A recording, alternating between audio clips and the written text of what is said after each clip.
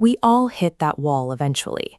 You want something to change, but everything in the physical world suggests it's impossible, leaving you hemmed in by your circumstances. This 1950 bank statement shows a balance of exactly $0. A document like this makes poverty a hard, calculated fact that dictates precisely what you can and cannot do. In 1972, 2 months before he passed away, Neville Goddard stood at a podium to present a concrete solution to this human trap.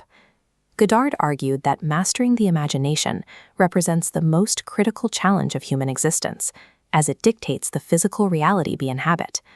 To understand his system, you have to discard the modern self-help definition of belief. Spoken affirmations and forced positive thinking are effectively meaningless. According to Goddard, your true beliefs are the deep, automatic assumptions that you operate from without even thinking. They are your gut-level reactions to the world.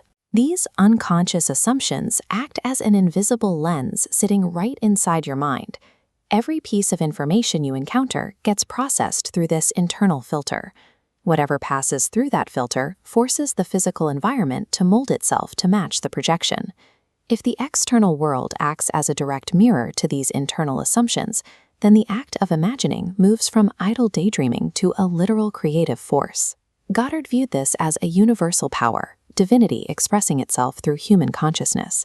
The physical world is merely a delayed material symptom of your current psychological state.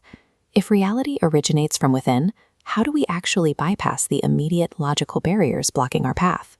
Goddard shared the story of a writer and his agent who were stuck in a frustrating salary negotiation with a studio. While they focused on the facts and the back and forth, the writer's mother simply assumed he was already making the higher salary. Her unwavering internal conviction skipped every logical step of the corporate negotiation, forcing the higher pay to manifest. These internal projections operate on their own distinct timelines. One woman with no money imagined traveling to the pyramids of Egypt and held that mental image for 7 years before her vision finally materialized at its own appointed hour. Consider an even more extreme case, where the same writer decided to change a producer's lukewarm personality. By hearing the producer's voice inside his own head saying great and sensational, he successfully prompted the real producer to start acting out that exact script on set. We are secretly writing the script for everyone and everything around us through our own internal assumptions. A specific psychological force drives this reality distortion, faith, and right alongside it sits its direct adversary, doubt. For Goddard, doubt is the active surrender of your mind to external, physical evidence. It is the moment you let a medical diagnosis or a scientific report convince you that your internal world is secondary to the physical facts in front of you. Goddard described these undeniable facts as stones that the outside world throws at your dream.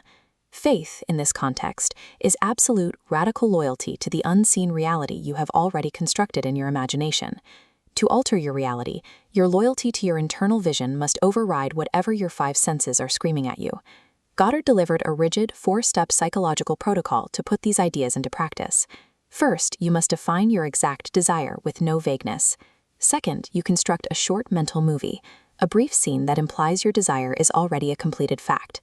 The third step requires you to step into that mental scene and generate the visceral, physical feeling of that reality in the present moment.